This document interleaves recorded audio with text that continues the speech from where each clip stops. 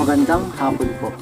Ito po ang resulta ng Lotto Draw ng 5 p.m. Martes, January 16, 2024. Sa 2D Lotto 12, 2 in exact order.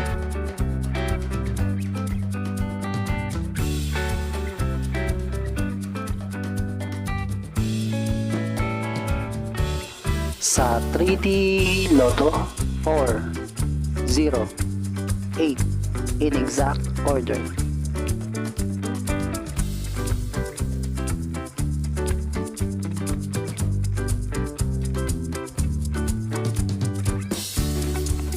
Ito po ang mga paalala sa mga Lotto winners at paraan kung paano makuha ang napanalunan.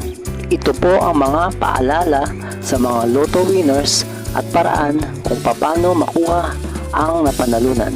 Ito po ang mga paalala sa mga Lotto winners at paraan kung paano makuha ang napanalunan.